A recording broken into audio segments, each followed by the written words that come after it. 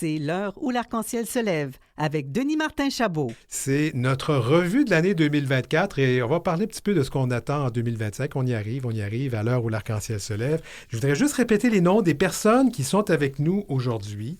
Alors, nous avons avec nous Victoria Legault, directrice générale de l'aide aux trans du Québec, Chloé Saint-Esprit, qui est stratège en diversité, travaille avec les entreprises. Mon Dieu, tu fais beaucoup de choses, hein? Beaucoup. Ça fait que je pense qu'on va juste s'en tenir à ça. Raphaël Provost, qui est directeur général d'Ensemble pour le respect de la diversité. À Québec, Soufiane Enani, qui est chercheur académique, podcasteur. Bon, je vais le laisser podcasteur parce que nous, on parle plutôt d'un gars qui fait de la balado-diffusion, mais disons qu'on va garder ce terme-là. Je te taquine, Soufiane. Et qui est conférencier et éducateur. Et notre recherchiste, Godéric Trobe, qui est là avec nous par visioconférence. J'ai encore des sujets négatifs, mais j'ai pas le choix. La haine dont on fait l'objet, nos communautés. Puis là, c'est pas de la petite affaire. Je vais vous sortir un chiffre, je ne vais pas trop en mettre, mais 338 % de hausse de la haine envers nos communautés depuis 2013. C'est quand même 338 %. C'est au Canada, ça, on ne parle pas d'un autre pays. Et ça inclut la cyberintimidation. Qu'est-ce qu'on peut dire là-dessus? Là, je vous envoie de quoi. Je sais que c'est négatif, puis je sais, Raphaël, ben écoute, toi et moi, on le sait. J'ai vécu de la haine sur les réseaux sociaux. Tu en as vécu aussi. Oui. C'est le tranchant de s'exposer, hein? Mm-hmm. Ça devrait pas l'être. Ouais. Il devrait pas y avoir de tranchant à prendre parole comme je le fais sur différentes plateformes. Surtout quand on écoute ce que je dis, je prône l'écoute, le partage, la bienveillance, le bonheur, le fun. J'accuse jamais personne de quoi que ce soit. Et je l'ai constaté beaucoup dans les dernières semaines sur différentes plateformes, pour ne pas nommer X, anciennement Twitter, et Reddit, que je fréquente jamais, mais que je suis allé visiter par pur hasard parce que je cherchais certaines choses. Et de voir que les gens reprennent mon visage, ils font des commentaires sur mon apparence, sur ma masculinité, sur mon orientation sexuelle, sur moi, surtout, d'une violence décomplexée, mais décomplexée. Puis à une époque, on se cachait derrière une photo de chat pour le faire. Aujourd'hui, les gens ne se cachent même plus. Leur prénom et leur nom de famille est là. Et c'est gratuit. Et chaque fois, ça me saisit. Et ça me saisit malgré tous les outils, malgré le réseau, malgré les plateformes que j'ai, ça me pogne. Donc, je peux à peine imaginer quelqu'un qui n'a pas tout ce que j'ai, comment ça peut peut-être être la goutte de trop. Parce que là, tu parlais du 338, faudrait aussi parler du taux de paix, qui augmente aussi des personnes qui passent malheureusement à l'action pour s'enlever la vie parce qu'ils ne peuvent plus subir ça. Parce que c'est trop facile de dire que les médias sociaux, on devrait déconnecter. C'est un outil formidable pour connecter avec d'autres personnes, avec des gens qui nous ressemblent enfin. Une source aussi de connexion, d'éducation. Donc, c'est trop facile de dire qu'il faut juste plus y aller. Il faut comment nous protéger de ça. Puis je pense que les plateformes ont une responsabilité à prendre. Elles le font pas parce que justement, ces commentaires-là sont laissés là, ils vivent et atteignent des personnes. Et on oublie trop souvent l'humain derrière l'écran qui reçoit ça. Et il faut aussi travailler sur les gens qui partagent ça parce que clairement, il y a une détresse humaine et il faut l'écouter puis il faut faire quelque chose là-dessus. Les personnes trans sont probablement les personnes qui vivent le plus de violence et de haine sur les réseaux sociaux et dans la vie en général. Oui, absolument. Puis il y a quelque chose que Raphaël dit qui me parle beaucoup. Ben, tu sais, je pense que cette haine, cette violence-là est de plus en plus décomplexée. Là. Vraiment, effectivement, les gens se cachent plus pour cracher cette haine. Puis nous, on le constate vraiment chez Aide aux trans du Québec. Ce qu'on fait, nos services principaux, c'est des services directs à la population. Donc, c'est de l'aide psychosociale, c'est des rencontres de groupes de soutien et tout ça. Puis, on le voit, en fait, l'équipe d'intervention m'en parle fréquemment. On le voit dans nos rencontres à quel point les gens qui viennent nous voir vivent de la détresse, de l'isolement, peut-être encore plus qu'il y a quelques années, en fait. Puis récemment, il y a quelqu'un de l'équipe d'intervention qui m'a dit hey, j'ai rencontré une personne aujourd'hui qui m'a dit je le sais que d'entamer une transition pour moi, d'entamer une transition de genre pour moi, c'est la meilleure chose à faire. C'est ce que je dois faire parce que c'est vraiment... je vis de la dysphorie de genre et tout ça.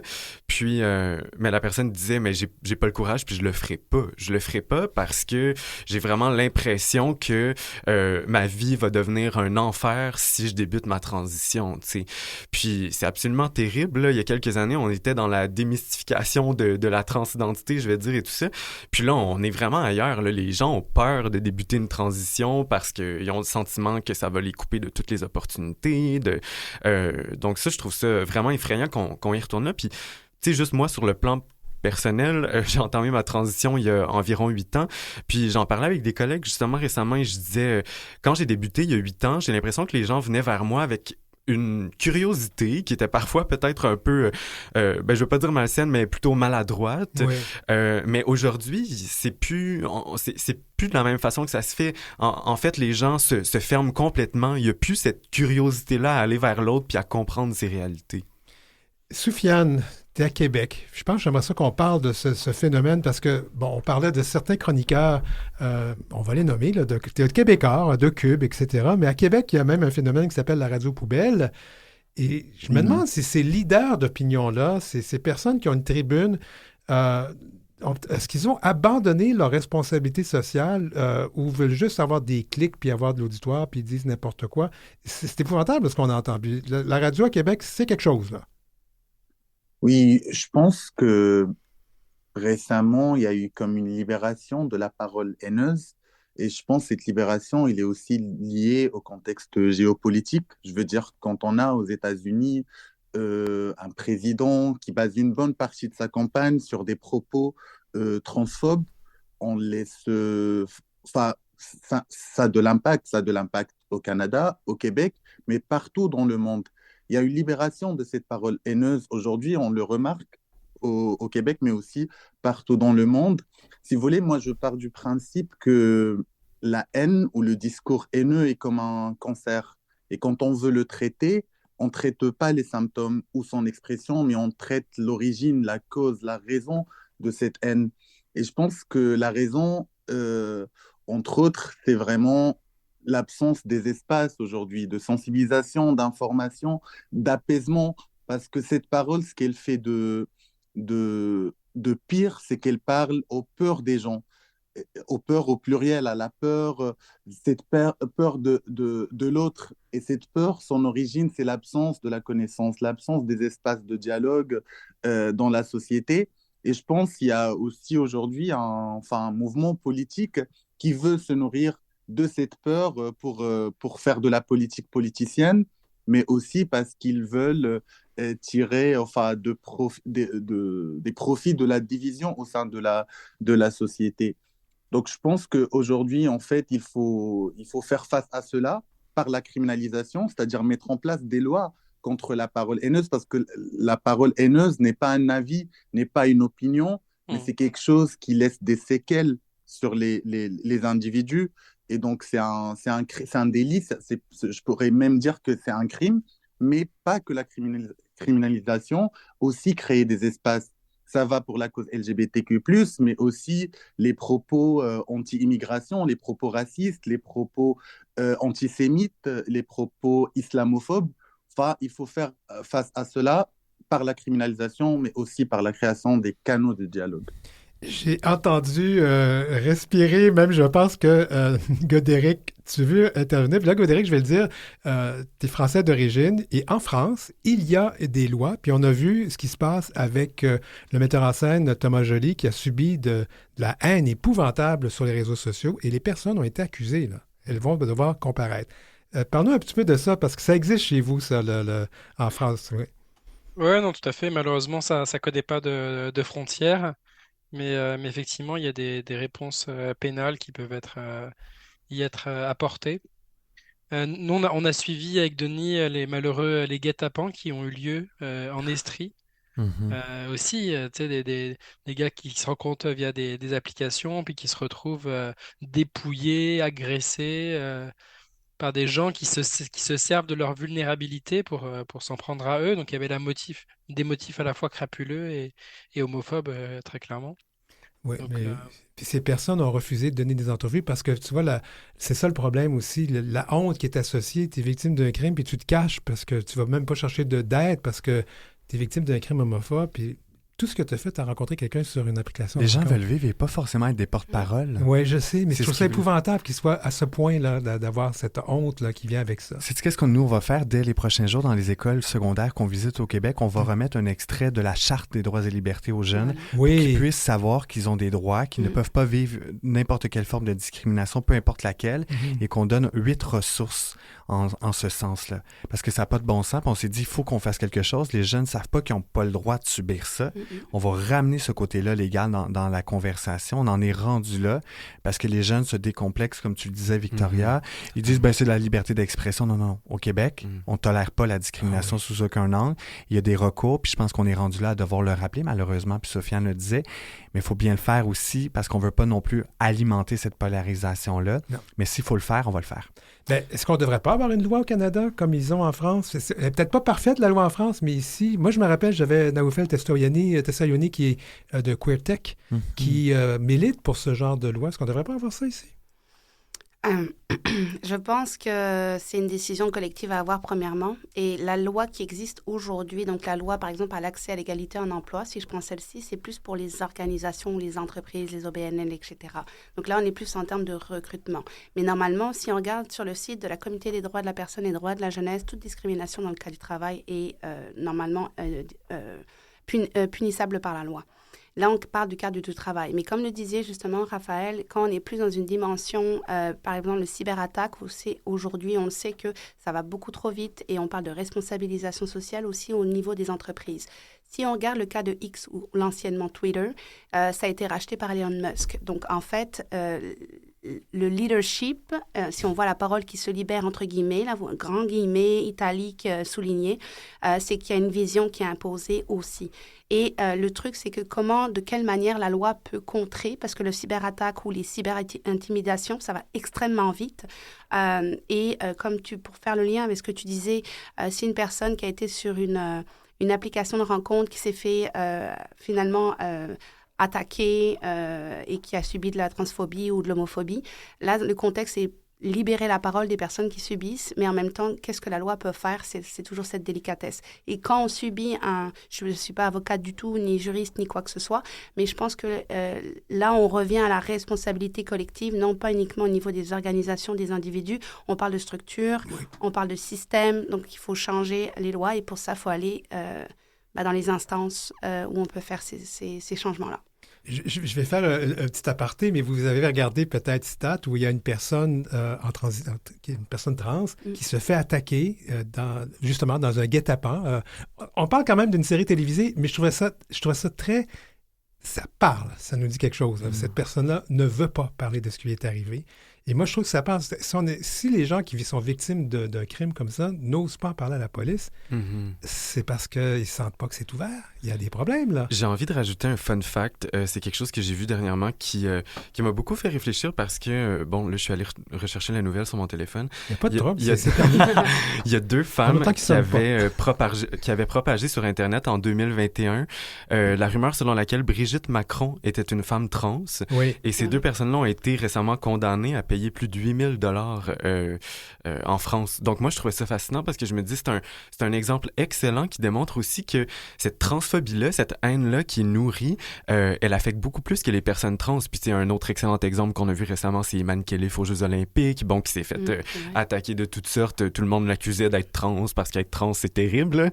C'est ça l'affaire, c'est qu'on les accuse de quelque chose qui ne devrait pas être une insulte. Même si Brigitte avait été trans. C'est une réalité. Oui, mais c'est là où ça devient problématique parce que Brigitte Macron, ça reste quand même la première dame de France. Et si on regarde une personne, on va dire plus lambda ou citoyenne, est-ce qu'elle aurait accès aux mêmes canaux, à la même représentation, etc. C'est un excellent point.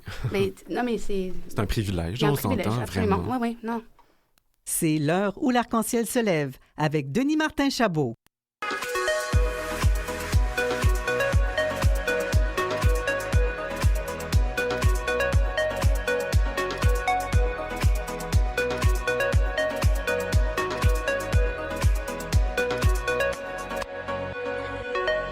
Discussion.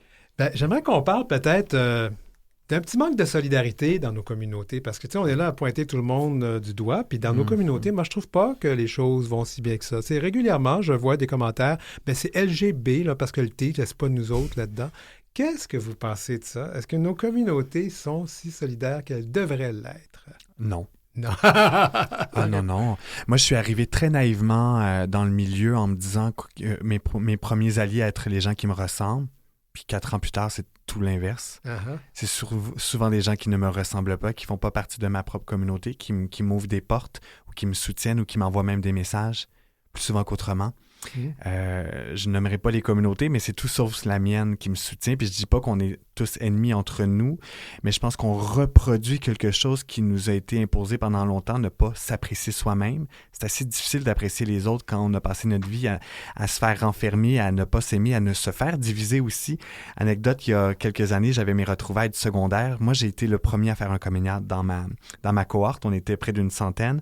Et quand on s'est retrouvés aux retrouvailles, on était près de 12 personnes queer. Mais on avait de la misère à connecter entre nous. Il n'y avait pas quelque chose de naturel. C'est de la contagion sociale. Oui. Ah non, il y a eu du recrutement. On serait hétéro si c'était ça le principe. Il y a eu du grooming aussi, hein? Oui. Mais il y avait quelque chose encore là, pas très naturel dans nos connexions parce qu'on nous a forcé à ne pas se rassembler parce que ça pourrait être dangereux pour nous.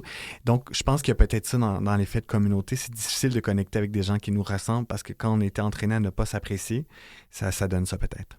Victoria, si j'en voyais, moi, peut-être les gens ne semblent pas se rappeler que le point de départ pour beaucoup de gens dans notre communauté, c'est Stonewall.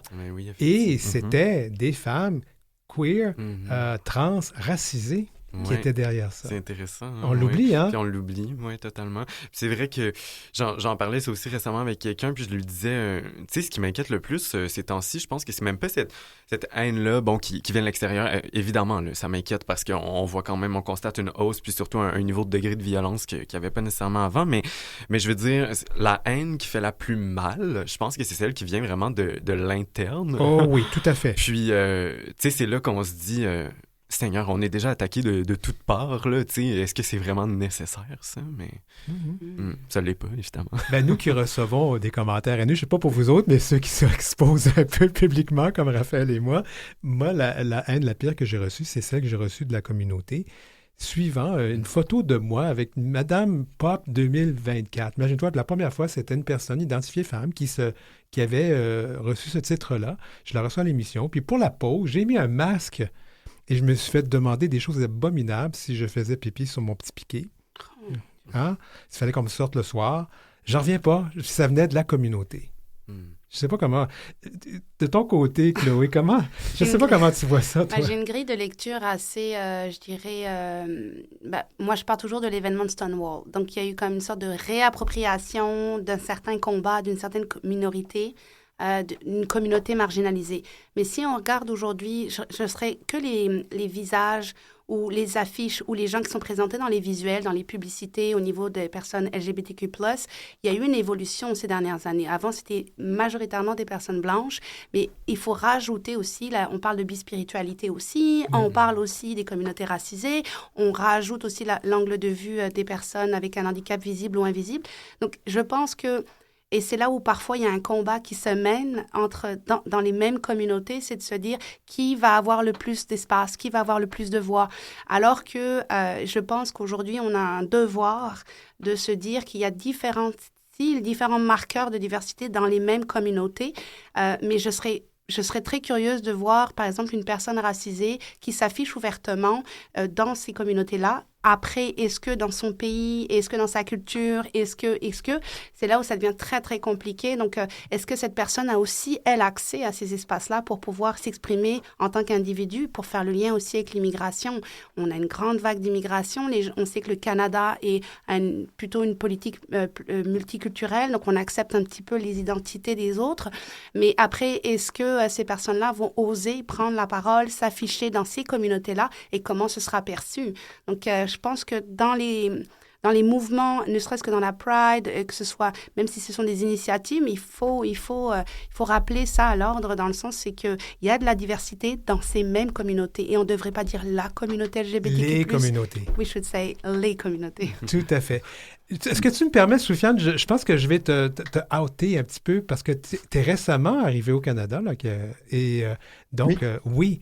Est-ce que toi, tu trouves qu'il y a de la place pour des personnes issues de l'immigration qui sont différentes. Est-ce que tu te sens à ta place? Oui, enfin, Ah, là, si je vous sais, c'est une voulez, question loadée, je suis désolé.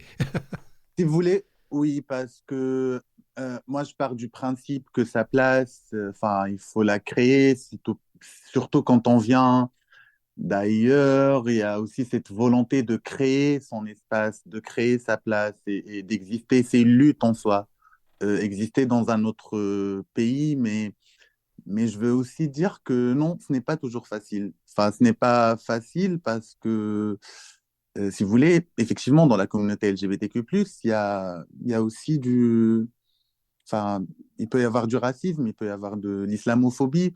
Des fois, il y a des questions qui, si vous voulez, sont pas très, enfin, c'est des questions qu'on peut poser aux autres, mais c'est le fait qu'ils sont posés mille et une fois qui pose le problème par rapport, je sais pas, à la religion, par rapport là où on vient.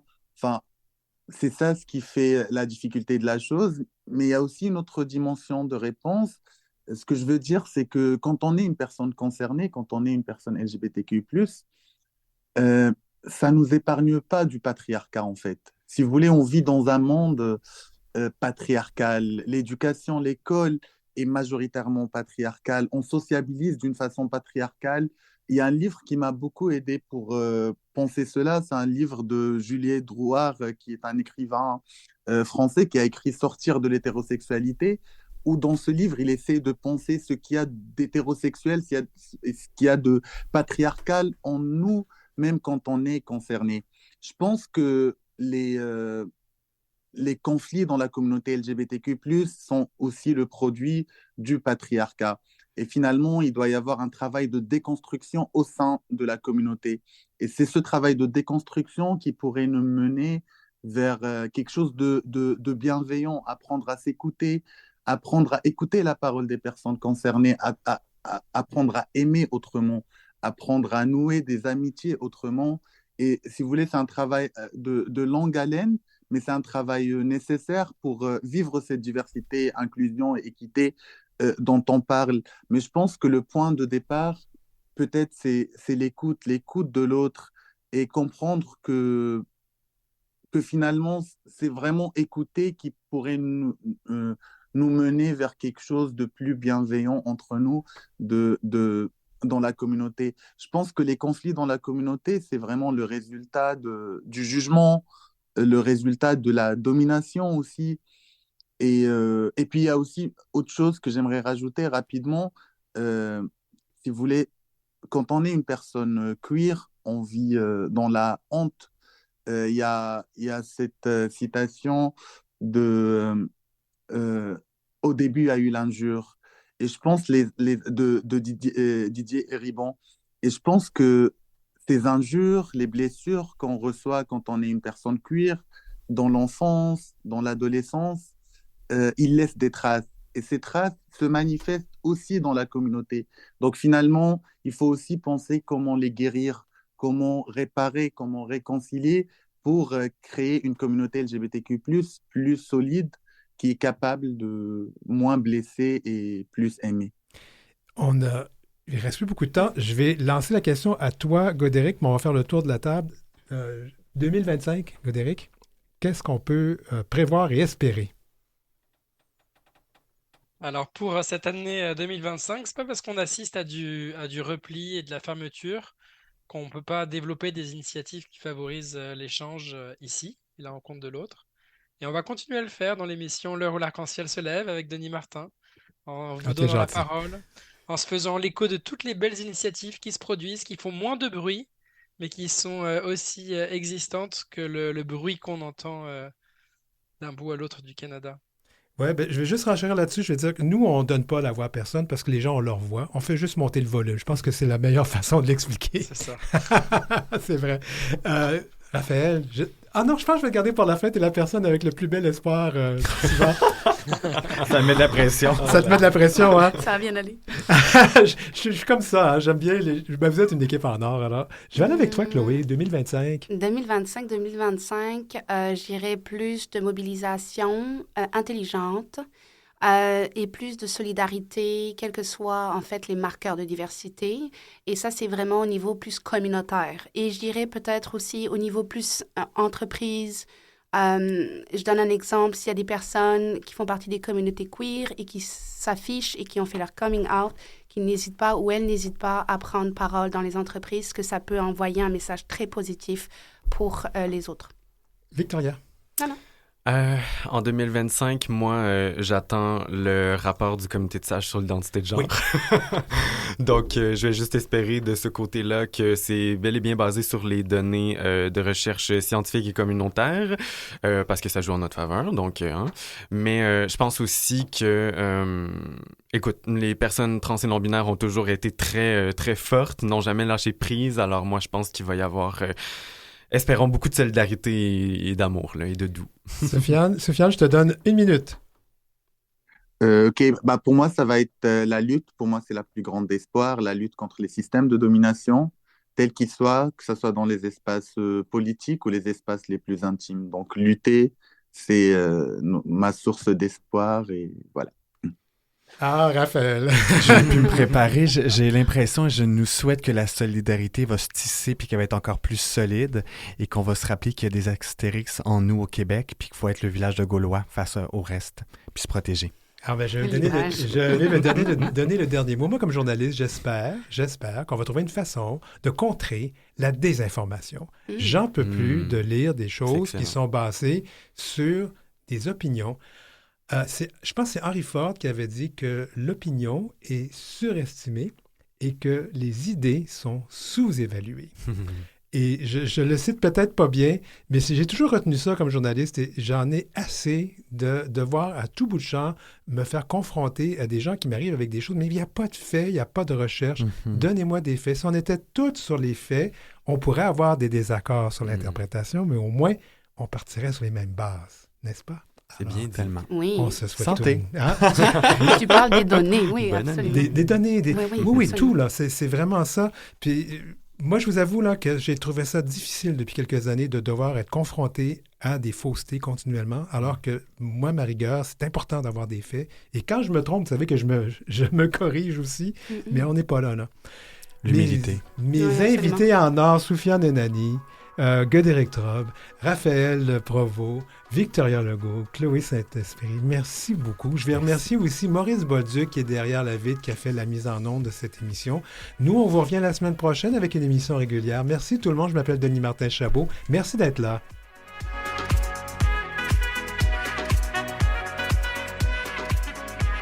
Pour joindre l'équipe de l'heure où l'arc-en-ciel se lève, écrivez-nous à heureciel@gmail.com, heureciel en un seul mot, @gmail.com. Suivez Denis Martin Chabot sur Facebook et Instagram, @DM Chabot Auteur et sur LinkedIn, Denis Martin Chabot.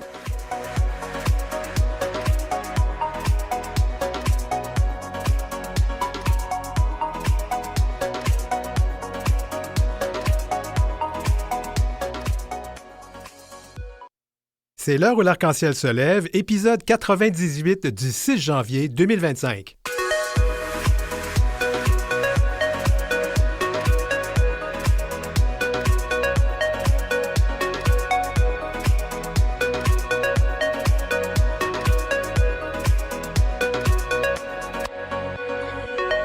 Au sommaire aujourd'hui, ben oui, c'est notre première émission de l'année 2025. On en profite pour faire notre bilan annuel de l'année 2024 et nos prédictions pour 2025.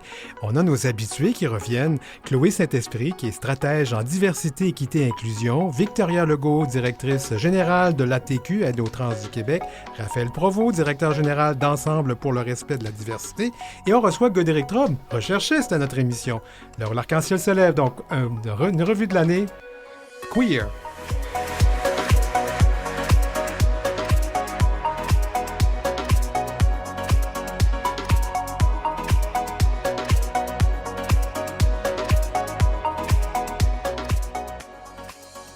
C'est l'heure où l'arc-en-ciel se lève avec Denis Martin Chabot.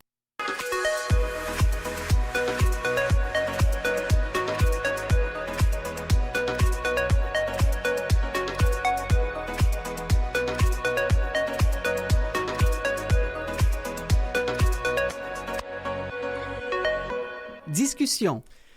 Eh bien, salut, mes invités géniaux et géniales. Je suis tellement content de vous revoir aujourd'hui. Puis, oui, alors, je vais commencer par vous parler un peu de 2024 parce que dans le livre L'État du Québec, publié récemment chez Somme Toute, on parle de grands éléments perturbateurs dans la prochaine année à venir, dont, dans les prochaines années à venir, je devrais dire, les changements climatiques, la polarisation politique et sociale, les crises migratoires et l'intelligence artificielle qui fera en sorte que les gens ne sauront plus différencier du vrai et du faux. Alors ça, c'est notre toile de fond. Ça commence bien, n'est-ce pas? Eh bien, salut, je suis la gang. Chloé, ça va bien? Ça va et toi, Denis? Oui, c'est un plaisir de te recevoir à nouveau. Je vais te demander de te rapprocher du micro, Chloé. Absolument. Merci. Victor Legault, ça va bien? Oui, très bien, merci. Merci de me recevoir encore. Ah, on est toujours content de vous recevoir. Puis évidemment, Raphaël, vous êtes tous des habitués ici, Raphaël Provost. Bonne année, tout le monde. Bonne année. Bonne et douce année. Et là, vous ne le voyez pas, mais il y a... on va vendre un secret, mais on a au bout du fil, en Zoom, on a notre recherchiste, Godéric Trop, que vous connaissez parce qu'il vous a probablement contacté tout le monde à un moment donné ou à un autre. Alors, salut Godéric! Bonne année! Alors, Godéric, tant pis pour toi. Un lendemain de veille peut-être difficile. Peut-être. Ben, écoute, nous, on a décidé de continuer la veille. Alors, en studio, on a du... Oups, je t'aurais peut-être pas le dire, mais on a du mousseux, du mou de pomme. Mais comme t'es pas là, t'en auras pas, puis ça va faire un verre de plus pour Raphaël. Voilà. Ça commence bien. Bon, alors, oui, on va avoir du plaisir parce que l'année 2024, ça n'a pas été très, très fort. Donc, je vous ai parlé de cette toile de fond qui va pas très bien. Puis je pense qu'on va commencer par l'événement peut-être le plus perturbateur de 2024. Puis, je vous parler de cet élément-là, l'élection ou la réélection de Donald Trump. Oh misère. Qui veut commencer là-dessus? En quoi ça va nuire à nos communautés? Je vois tous les gens qui roulent leurs yeux vers le plafond. Je peux me lancer. J'ai envie de dire qu'est-ce qu'on fait avec ça? Parce qu'on n'a plus le contrôle sur le résultat. On ne peut pas revenir dans le passé. Et moi, je me dis, qu'est-ce qu'on fait avec ce qui est arrivé? Qu'est-ce qu'on en apprend? Qu'est-ce qu'on fait différemment ici? Parce qu'il ne faut pas oublier que c'est aux États-Unis. Donc, ça va avoir 1001 impacts sur nous, mais c'est pas chez nous en même temps. Donc, il y a encore un aspect sur lequel on a le contrôle, c'est que ça se répercute pas et que ça ne devienne pas un doublon ici. Oui. Donc, sur ça, je pense qu'on a un certain contrôle. Puis tu parlais du livre qui a été publié dans les derniers mois. Il y a un chiffre, moi, qui m'avait troublé, qui avait été partagé. C'est plus de 60% des gens au Québec qui n'osent pas parler de ces grands sujets que tu nous as partagés en début d'émission. Tout à fait. Et je pense que c'est la preuve avec ce qui s'est passé. Les gens n'osent pas se parler, puis peut-être que ça donne des choses comme ça.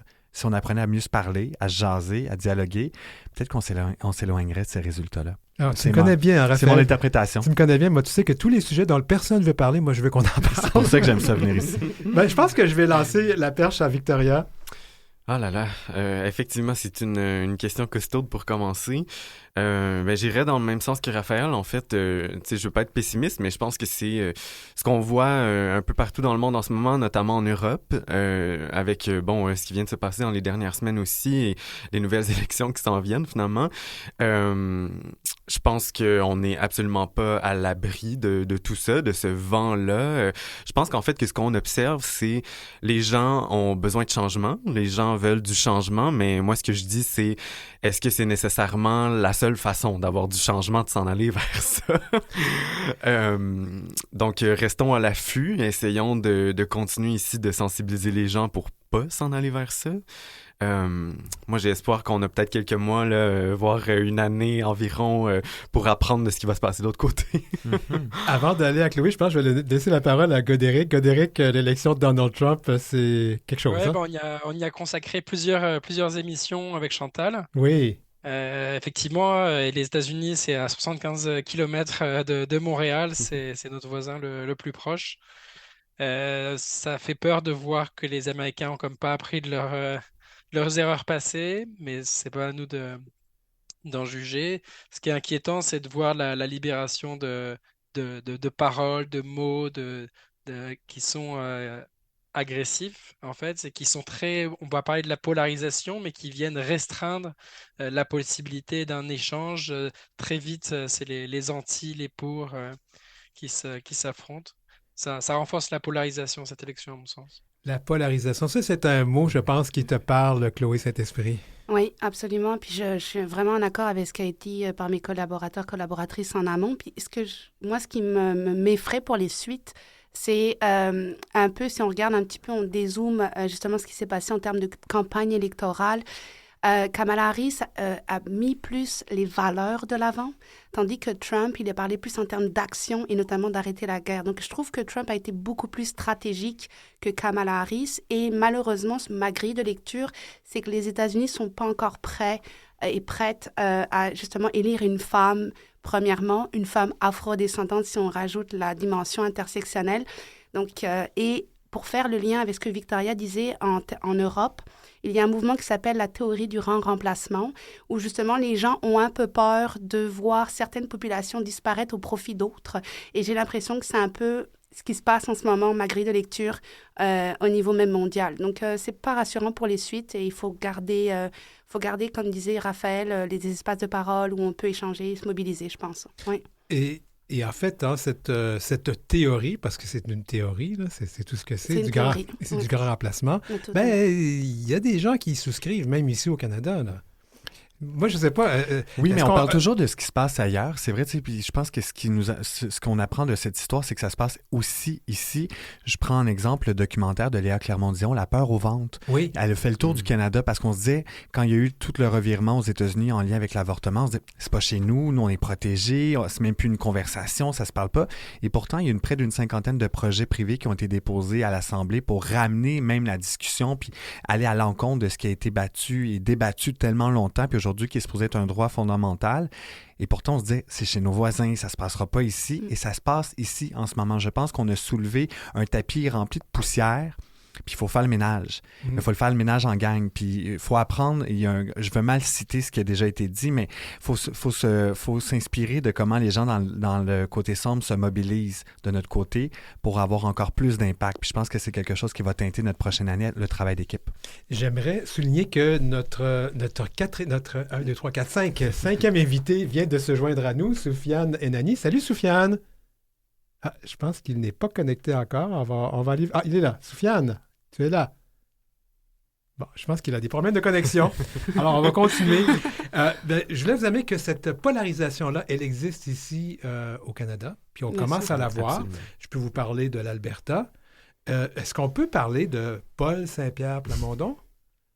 On peut. Parlons-en. On doit même. On doit. Et parce que, tu sais, des fois, moi, je trouve ça intéressant. Raphaël, tu as mis le doigt dessus. On dit, ça se passe ailleurs. Mm-hmm. Ouais, ben, c'est parce que, je sais pas. Parlons de l'Alberta. Comment sont là? Voici le gouvernement qui a passé les lois les plus restrictives, les plus discriminantes vis-à-vis des communautés trans, entre autres. Oui, absolument. Puis, on voit que ça s'en vient ici. Ça se passe dans certaines provinces là, du pays. Puis justement, je crois que c'est la semaine dernière que la Cour suprême aux États-Unis a débuté là, un procès où a commencé à s'intéresser à un dossier qui... finalement, ça va les amener à prendre une décision, à savoir si c'est inconstitutionnel de bannir complètement les soins transaffirmatifs pour les enfants aux États-Unis, ce qui risque d'avoir des conséquences absolument catastrophiques, là, comme jugement, comme... puis je pense en fait que, on le dit souvent, là, mais... Évidemment, ces gens-là tout commence par les personnes les plus marginalisées, là, puis on parle des droits des personnes trans à disposer de leur corps de la façon elles et elles veulent, mais je pense définitivement que ça va s'en aller ailleurs pour affecter une plus grande partie de la population après, puis c'est dans la même continuité finalement qu'on a vu le renversement de Roe versus Wade, là. Parce que l'Alberta va loin. Elle veut interdire les traitements hormonaux, là, ce qu'on appelle les bloqueurs d'hormones, là, et puis vraiment l'interdire, point la ligne. Là. On est vraiment rendu loin. Mais c'est inquiétant. Oui. C'est vraiment inquiétant parce que ces actions qui passent par la loi, c'est comme si ça portait une idéologie. Mm-hmm. Et en fait, on le voit avec l'élection de Trump, on le voit avec des démarches qui sont officiellement légalisées, comme un peu pour l'avortement, pour certains, la liberté du corps. Moi, ça ne me rassure pas pour la suite, mais il faut garder quand même une voie positive pour se dire qu'il y a des choses il ne faut pas... Je pense que c'est Simone Veil qui disait ça, il ne faut pas ne jamais penser, je vais paraphraser un peu sa vision, mais ne jamais penser que nos droits sont acquis. Donc, il y a toujours un combat à mener au quotidien. Tout à fait. Au quotidien. J'ai mentionné le nom de Paul Saint-Pierre Plamondon. Je sais pas, je vais peut-être te lancer là-dessus, Godéric. Toi, tu as entendu son discours contre les woke. Et c'est quand même les woke, là, c'est une autre affaire, là, parce que je sais pas trop c'est quoi, moi, ces affaires. C'est ça, moi non plus, je sais pas ce qui est woke, si on l'est, si on le traduit en anglais, c'est éveillé. Moi, ça me paraît pas insultant comme façon de se définir, mais ce que je trouve gênant, c'est ce que je disais tout à l'heure, c'est-à-dire que ça empêche le débat, on met une étiquette et on juge l'autre avant même qu'il ait pris parole. Euh, on dénonce on parle de Paul Saint-Pierre Plamondon, mais on peut parler aussi du député de Québec solidaire qui a simplement mentionné qu'il y avait à l'Assemblée nationale des discours qui venaient créer l'autre comme un danger, comme une menace, et toute l'Assemblée lui est tombée dessus. J'ai l'impression que c'est quand on montre enfin, on se trompe de problème, on se trompe de sujet, et oui, il y a une propension à des discours de ce type. Oui. Oui, justement. Est-ce qu'on devrait peut-être aller là, là, parce que on va s'entendre, là. C'est un défaut d'être woke, puis c'est quoi Non, finalement, hein? c'est pas un défaut. Ben, Là, faut aussi, il y a une chose que les gens doivent retenir de notre entretien, là. Ce n'est pas mal, ni un défaut, ni péjoratif d'être woke. Tu l'as super bien dit, Godoric. Il y a le mot éveiller, c'est vouloir prendre conscience des injustices sociales, prendre action en ce sens. Et j'ai envie de dire, on est tous un peu le woke d'un autre, hein. oui. Et PSPP, pour le nommer comme ça, est un woke pour d'autres. Donc, faut arrêter de voir ça négatif, de mettre tout le monde aussi ensemble. C'est trop facile. On l'a vu dans les dernières semaines, il y a des gens qui s'étaient amusés à récolter tous les articles de journaux d'un certain média qui avait fait l'apogée de tout ce qui se fait au niveau des woke, et ça n'a aucun sens. Puis ça associe toujours négatif à woke parce qu'on associe une nouvelle négative au mot quand ça devrait être tout l'inverse. Il faut vraiment retravailler sur notre compréhension de ce que c'est être woke parce que la définition, elle est belle, elle est déjà faite. C'est comment on la comprend. PSPP a aussi pris des positions contre la langue inclusive, pas très ouvert vis-à-vis des personnes trans. Il a pris des positions très à l'encontre même des personnes trans et non-binaires, là, j'ai envie de dire. Tu sais, en fait, c'est souvent le discours assez similaire qu'on entend de les personnes non-binaires, c'est les woke radicaux de la gauche, blablabla, tu sais, tout pour faire peur, là. Moi, je pense qu'en fait, c'est vraiment... C'est effrayant parce que ce que je me dis des fois en entendant ces gens-là dire ça, ces élus, parce que bon, c'est pas le seul, je me dis, j'ai pas l'impression que profondément c'est des personnes qui sont méchantes et qui pensent que les personnes trans ou non-binaires là, sont là sont des mauvaises personnes et tout ça, mais tu sais, vraiment, il y a beaucoup d'élus qui surfent là-dessus en ce moment parce que c'est un sujet qui enflamme les discussions, puis il y a énormément de capital politique à faire là-dessus. Puis moi, ce qui m'inquiète beaucoup, en fait, c'est que je me dis, quand on est rendu à parler de droits des personnes, comme on prend ça un peu pour de la monnaie d'échange, puis tu sais, finalement, pour gagner quelques votes et tout ça, ça, c'est très inquiétant, là. C'est très épeurant, moi, je trouve. C'est l'heure où l'arc-en-ciel se lève avec Denis Martin Chabot.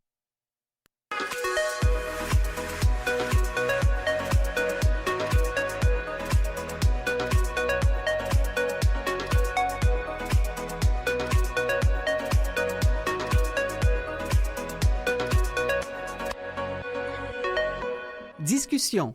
Ben, on va aller rejoindre. moi, je Ça suis discute dans le studio, ça discute Ça dans le studio. On va aller. jase. C'est bien correct. Finalement, notre autre invité, parce qu'on avait de la misère à le rejoindre, mais là, il est là. C'est Soufiane Enani, qui est chercheur académique, podcasteur, conférencier et éducateur qu'on rejoint à Québec. Soufiane, je ne sais pas si tu as eu la chance de suivre un peu la discussion, mais on a parlé de toute cette instrumentalisation de nos communautés et des communautés de l'immigration, parce que ça fait partie aussi de ce qu'on instrumentalise, qu'on nomme des woke pour gagner des votes, et que finalement, on se retrouve à subir les conséquences de ça. Qu'est-ce que tu en penses, toi, Soufiane? Oui, je pense, d'un point de vue intersectionnel, je pense que la cause LGBTQ+, est strictement liée à la cause de l'immigration parce que c'est un peu lié à notre vision du monde finalement. Est-ce qu'on pense un monde de domination où on fait une hiérarchisation des communautés ou un monde basé sur la solidarité et le vivre ensemble? Et d'ailleurs, une bonne partie de la communauté LGBTQ+, au Canada et au Québec, est issue de l'immigration. Et Oups. Le son vient de partir. Ah, c'est horrible, le Zoom, hein? C'est des fois, là, quand ça nous fait des trucs. On va revenir à Soufiane tout à l'heure. Je suis désolé que ça arrive comme ça, mais justement, hein, l'intersectionnalité... Que... Ah, il est là, il est là. Allez, Soufiane, on reprend? Ah, vous m'entendez? Oui, on l'entend, oui. Alors, continue, Okay. Oui, tu nous disais qu'il y avait cette intersectionnalité des choses et... Continue, oui. Oui, en fait, ce que je disais, c'est que penser l'inclusion, c'est aussi penser l'inclusion de la communauté LGBTQI+, issue de l'immigration.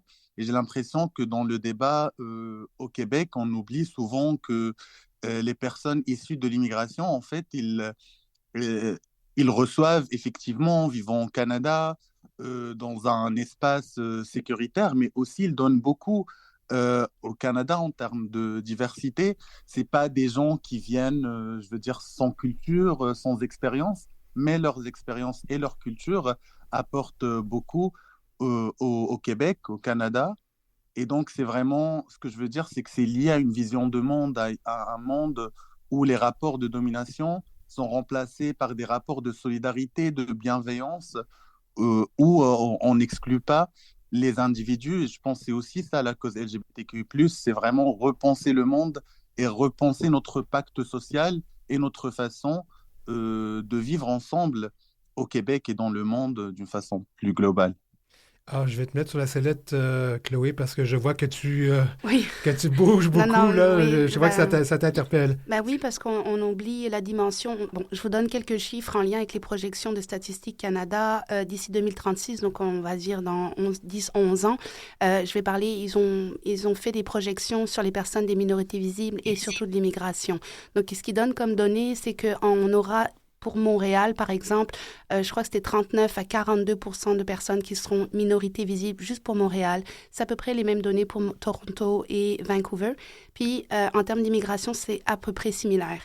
Donc, si on a une dimension 360 de ce qui s'en vient dans 11 ans à peu près, qui est quand même, on va dire, moyen ou long terme, et si on rajoute justement la dimension des communautés LGBTQ+, les intersections, du moins les discriminations sont vraiment difficiles. Et donc, les personnes qui peuvent vivre des discriminations dans leur propre pays, je vais prendre le Cameroun entre autres, les personnes des communautés LGBTQ+, au Cameroun, peuvent être menacées tout simplement de mort ou de prison, tandis que lorsqu'elles arrivent ici, elles ont d'abord la problématique de l'immigration à gérer, donc s'installer, retrouver un réseau, etc. Et ensuite, pouvoir entrer dans des réseaux sécuritaires pour pouvoir vivre leur vie pleinement. Donc ça, c'est des dimensions qu'on a tendance à oublier. Je voulais juste, je crois que c'est Soufiane qui a rajouté cette dynamique-là et je trouvais ça intéressant de rajouter une autre couche à ces causes-là.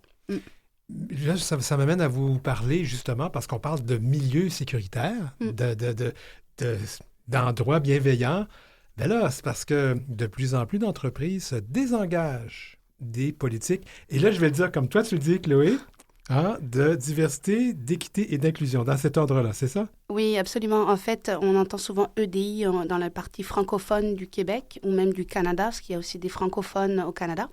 Mais on devrait dire DEI. Pourquoi? Diversité pour reconnaître les diversités. Ensuite, on met en place des processus équitables pour aller vers l'inclusion. Donc, logiquement, dans le processus, ce serait DEI. Malheureusement, on a vu qu'il y avait un mouvement qui nous venait des États-Unis majoritairement et on voit que des entreprises privées commencent à reculer sur les initiatives en lien avec la DEI, ce qui est très déplorable. On le voit même que ça a un impact ici. On a vu le cas de Molson cette année, on a vu le cas, ou l'année passée du moins, 2024, et on a vu le cas de Walmart qui commence aussi à se positionner en lien avec l'annulation des politiques en lien avec le DEI.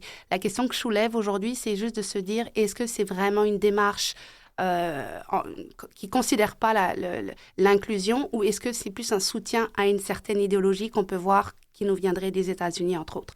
Je lance ça dans les airs. Une réponse peut-être ou un point moi, de ce que je plus? retiens de ça, parce que je commande beaucoup sur cette question-là, c'est qu'on n'a pas compris ce que c'était justement le DEI. Quand on réagit comme ça, comme entreprise, comme personne, c'est qu'on n'a pas compris tout ce que c'était l'EDI.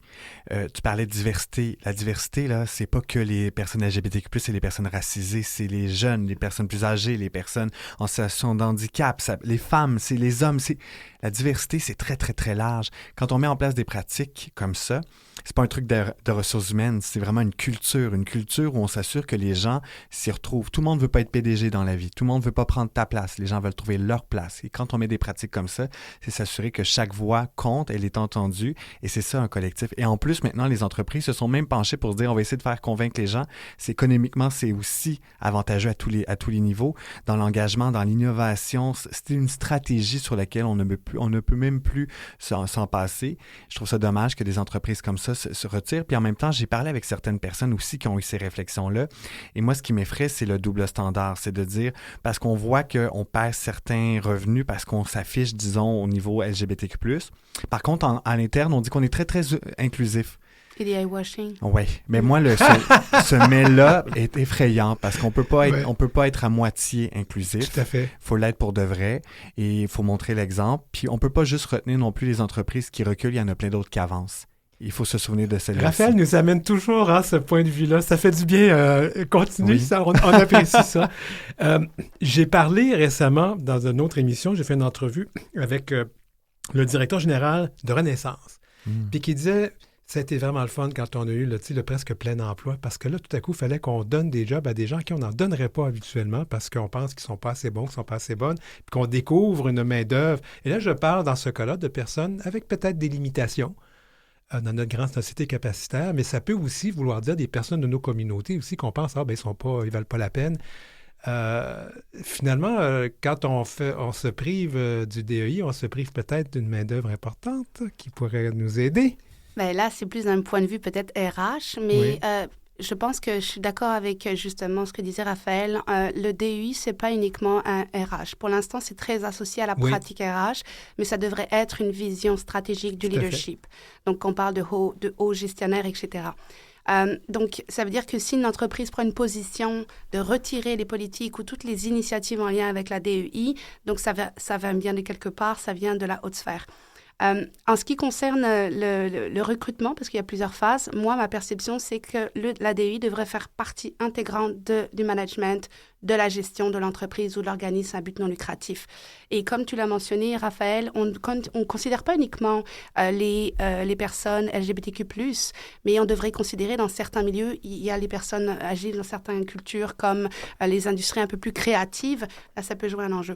Mais je pense qu'il devrait y avoir dans les événements ou même des sommets où des gestionnaires, des hauts gestionnaires se ressemblent, se regroupent et rajoutent un point DEI à l'heure du jour lors des rencontres des comités de direction. Ça devrait être une priorité. Pourquoi? Parce que on l'a déjà mentionné, McKinsey, Deloitte ont démontré des rapports en termes d'innovation, en termes de meilleure prise de décision éclairée parce qu'on a des points de vue différents autour de la table. Quand on parle de DEI, on s'assure aussi que ce n'est pas uniquement le parcours, la couleur de peau, le sexe, le genre, l'orientation. On parle aussi de points de vue, de parcours scolaires différents aussi qui peuvent apporter sur la table. Mais après, est-ce que les gestionnaires sont équipés pour pouvoir accompagner leurs équipes diversifiées? Ça, c'est une autre question. Soufiane, j'aimerais puis je vais aussi demander à Godéric de répondre là-dessus. Est-ce que c'est quelque chose qu'on devrait craindre de voir il y a ce mouvement, comment vous voyez ça, vous autres, ce mouvement anti-DEI? Moi, je vais prendre le terme de Chloé. Je me suis inscrit à ce terme-là.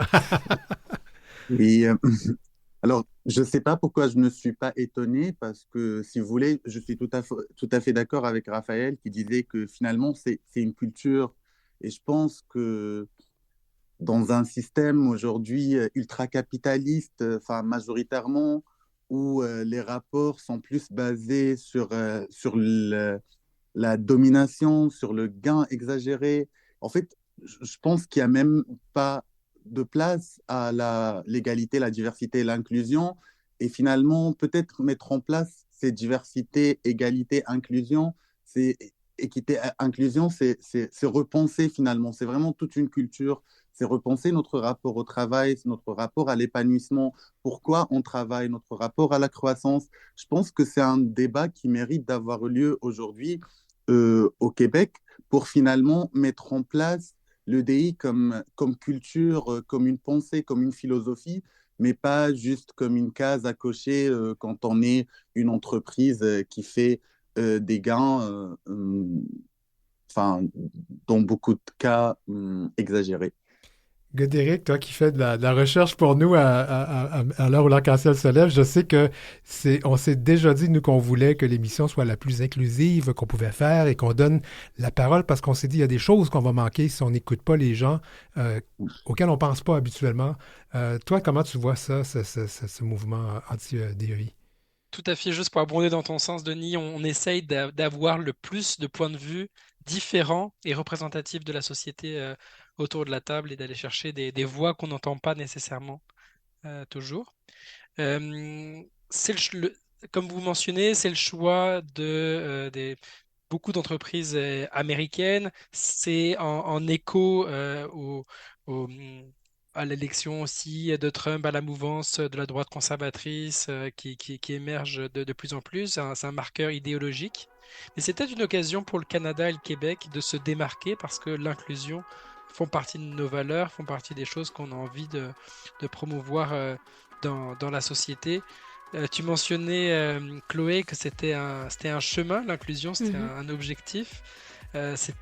C'est aussi ce qui m'a fait adhérer qui m'a fait me découvrir en tant qu'allié de la communauté LGBT, cette idée qu'on chemine vers une société, vers l'émergence d'une société plus inclusive et que ça prend justement des alliés pour pouvoir atteindre cet objectif.